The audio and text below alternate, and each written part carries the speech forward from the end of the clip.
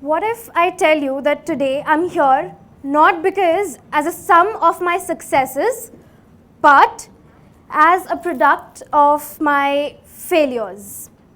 I know it sounds a little unconventional and a little weird, but trust me, by the end of this, it will all make sense. And I'm sure by the end of my speech, we all will come up with a mantra of our own. So, dating back a little to my educational psychology days, I worked with multiple schools. I branched out on my own after working with a lot of schools that were in tier 1 and tier 2 cities. And I've worked with a lot of students, however, there was a purpose that every student had, and that was when I dared to dream. Working with students was all right. It provided me with resilience. It provided me with a pursuit of growth. Yes, educational psychology was a way through it. However, there was something that really resonated with me in the students. There was this spark, the spark that lit every eye, and that made me realize my dream. Because yes, I dare to dream. If we talk about what I do, dating back again to my educational psychology background, I am a soft skills trainer. And I am of the impact that listening skills, observation skills, adaptivity, creativity, all of these skills are something that we can give as tools to the students in today's world to grow. Even the World Economic Forum believes so, that these are the top skills by the year 2030 that recruiters and all the employers would be looking in every student, in every person, in every employee that they would be recruiting. And it is essential for all the students, to be very honest. So when you will be sitting for your interviews, getting recruited in different companies, these will be the skills that are going to be very essential for you. And let's be honest, I as a girl, I as a woman, to be honest, I'm 23, I as a woman in this world have all these skills, yet there's something that I lack. Or is it something that the society lacks? Well, having all these skills is nothing at all in this world if you are a woman, considering we are living in a society which is male dominated. So my skills sums up to none in front of the reality. Well, in this society, if you are a woman, your professional growth and your personal well-being is impacted by the very fact that you are a woman. In creative fields like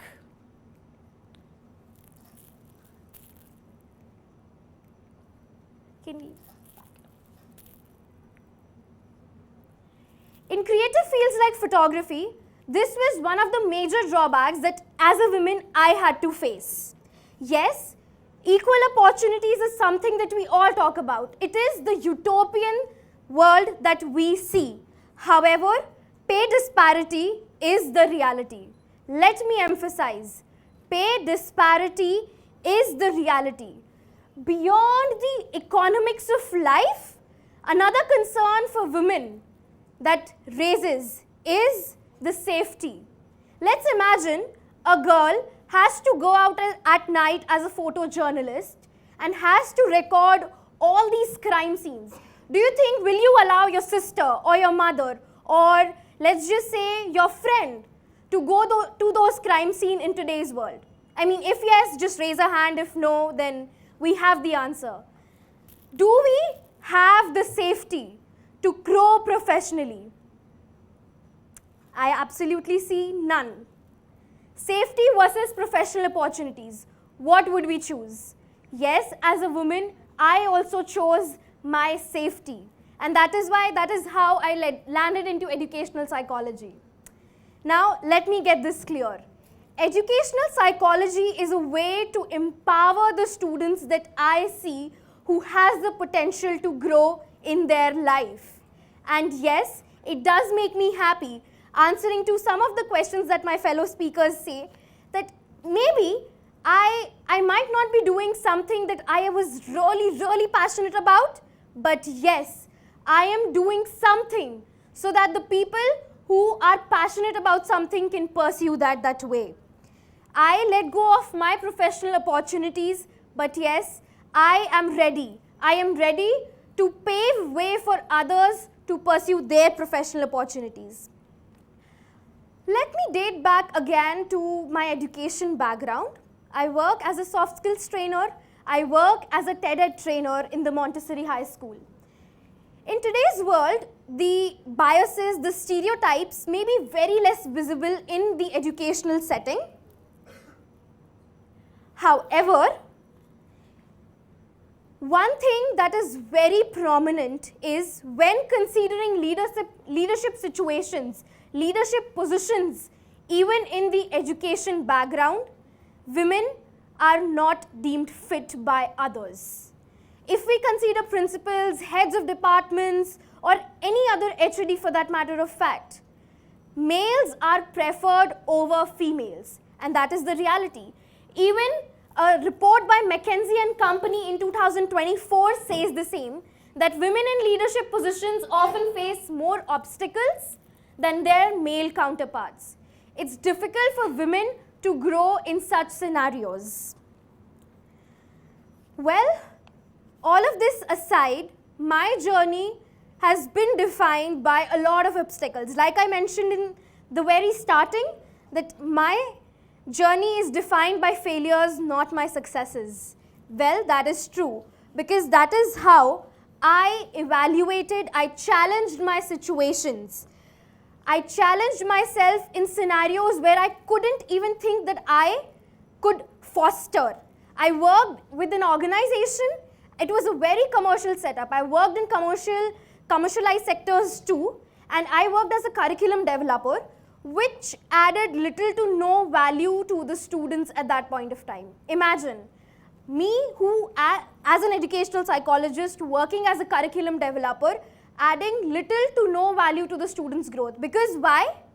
The company's profit line was at stake. They were there to accumulate their numbers. They were there to earn profits, not to focus on the students' growth.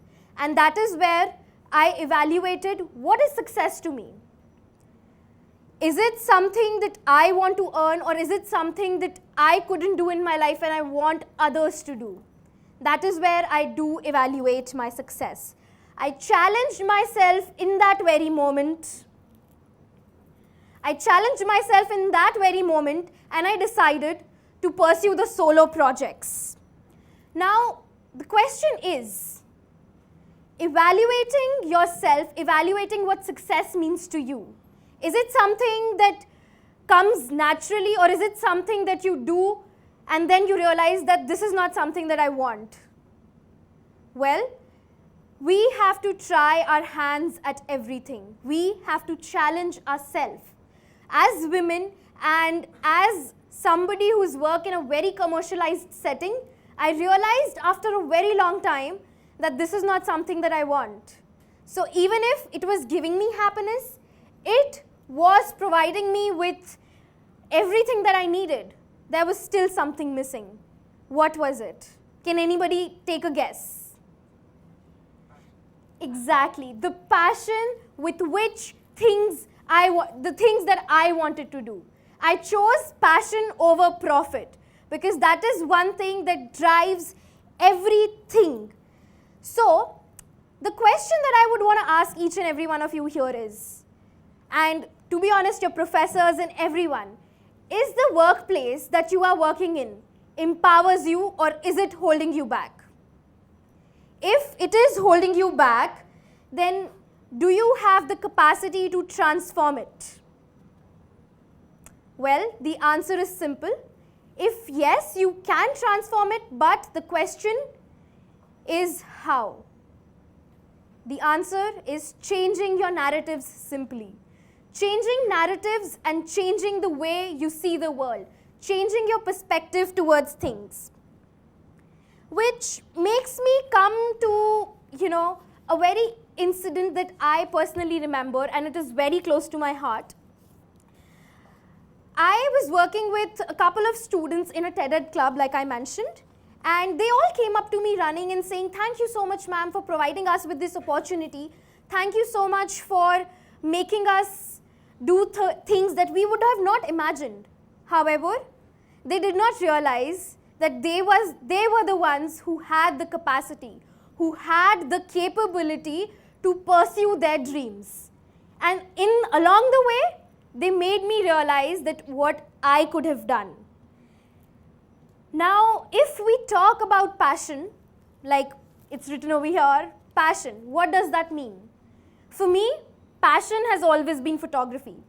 And I was talking earlier about it that I wanted to pursue photography, journalism and mass communication. But I couldn't because my father did not allow me to. However, I found my way through it. I remember my mother always carried this small Kodak film camera everywhere I go, and that's how I picked up my profession and my passion for photography. Well, that was just the starting of it. We never know where we are going to pick up things and how we are going to pursue it. Yes, I am an educational psychologist, trainee educational psychologist by profession. However, my passion only lies within photography. Now, here is another incident which makes me realize how far I have come.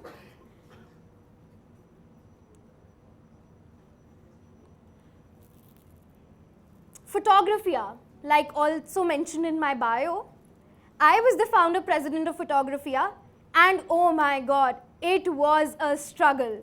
Just to initiate a society where students can pursue their passion, it was a struggle. I had to struggle almost 2 years to get this society on board with things. And guess what? I became the founder president in my last year, and the society is running successfully for 3 years now with my very, very talented and passionate juniors. And that was in my undergraduate years. In my postgraduate years, I did not even realize my passion for photography could come to this end, where I became the president for Gallery, which is the photography club in my college. Again, and it was a very much of a learning curve for me, because that is when I realized that how much photography is male dominated.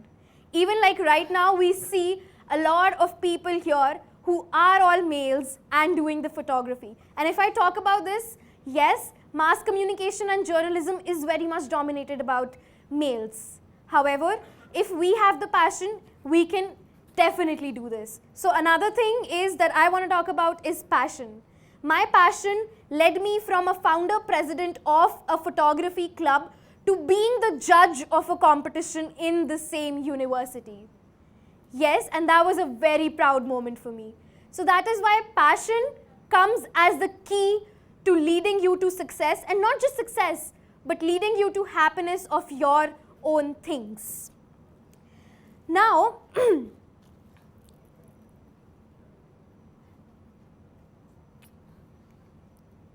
can we go back? Yes.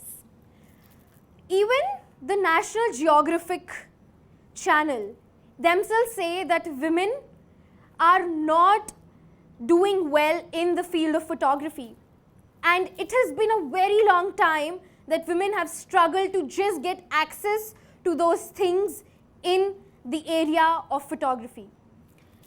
As we can see that women are very less in this area, and it has been a struggle for women to just survive.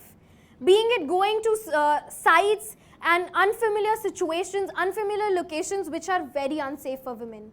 However, if you have the passion, if you have the drive, you will be able to navigate your way through it. Yes, it's going to be very difficult. The road is not, that road is not taken. If we remember the road not taken, that is the road that is not taken by many, many photographers. However, if you have the passion towards it, anything is possible. Now, the thing that really inspires me, because I'm talking about passion, my passion came from this one person. And I would want you all to guess it, because I'm not going to take names. However, this person talked about cerebral opportunities in their very interview. Any guesses? Exactly, Priyanka Chopra. Thank you so much. Priyanka Chopra was the one who talked about cerebral opportunities and how we need to create an environment where women can foster, where women can grow professionally.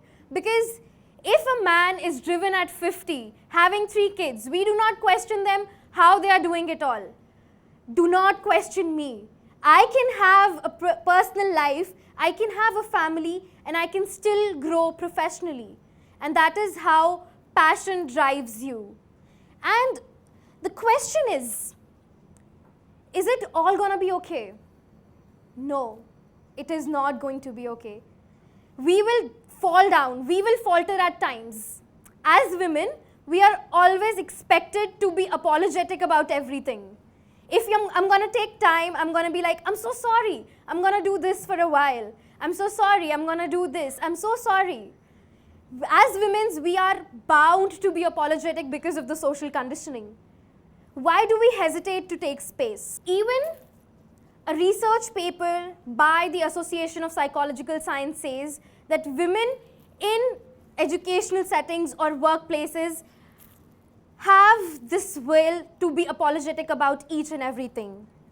Well, let me share this last thing with you all, because as women, we cannot give up. Don't be afraid to make mistakes. The mantra that I follow for myself is dream, challenge, evaluate, and change. I dare to dream for each and everything that I want to pursue. Somebody said, and I'm again not going to take a name, however I would want it from all of you. सपने वो नहीं होते जो हम सोते हुए देखते हैं, सपने वो होते हैं जो हम जाग के पूरे करते हैं. Exactly, thank you so much. Dr. APJ Abdul Kalam. Dare to dream. Dare to challenge yourself, because that is how you're going to grow in your life. I evaluate my success. I evaluate each and every step of my life, and that is how I change. Be the change you want to see in the world. And let me leave you all with this little question which I am not going to answer. How will the world look like if there are no limitations, no obstacles for girls to grow? Is it going to be like my journey, full of failures, or is it just something going to be like a parabola that just go ups in the sky? Because let's be honest, sky is the limit. Thank you so much, everyone.